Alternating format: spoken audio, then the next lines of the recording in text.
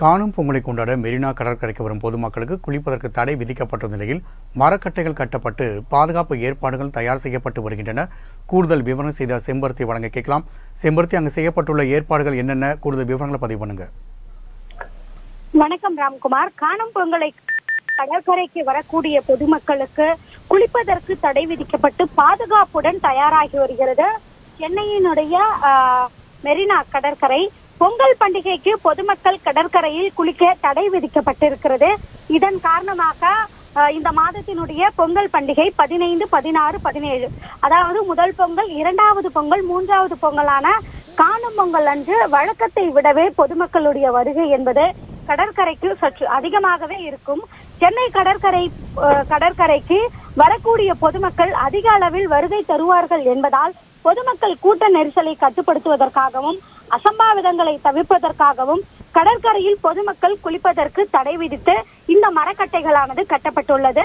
மேலும் பண்டிகை காலங்களில், குறிப்பாக இந்த பொங்கல் பண்டிகையின் பொழுது காணும் பொங்கல் அன்றுதான் குடும்பத்தினருடனும் பொதுமக்கள் கடற்கரையில் நேரத்தை செலவிழப்பதற்காக காலையிலிருந்தே கூட்டமானது அதிக அளவில் வரக்கூடும்.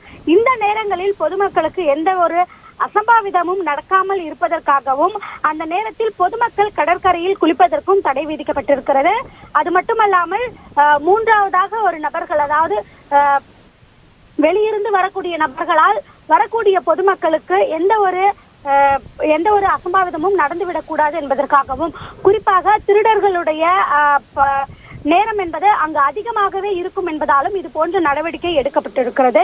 மேலும் பொதுமக்களுடைய பாதுகாப்பிற்காக மெரினா கடற்கரையினுடைய மணல் பரப்பில் 200 மீட்டர் தொலைவிற்கு காவலர்கள் நின்று கண்காணிப்பதற்காக ஒரு தற்காலிக உயர் கோபுரமும் அமைக்கப்பட்டிருக்கிறது. குழந்தைகள் காணாமல் போனால் அவர்களை மீட்பதற்காக 24 மணி நேரமும் கண்காணிப்பு மையம் ஒன்றும் அமைக்கப்பட்டிருக்கிறது. மேலும் எந்நேரமும் கடற்கரையை சுற்றி இந்திய கடல்சார் ஹெலிகாப்டர் ஒன்றும் சுற்றுப்பணியில் இருக்கிறது.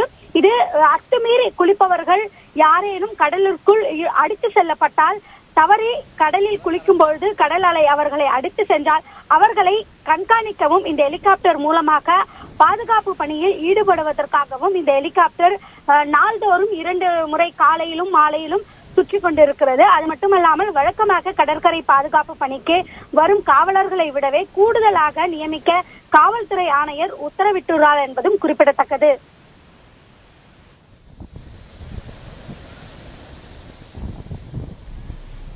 செம்பருத்தி, தகவலுக்கு நன்றி.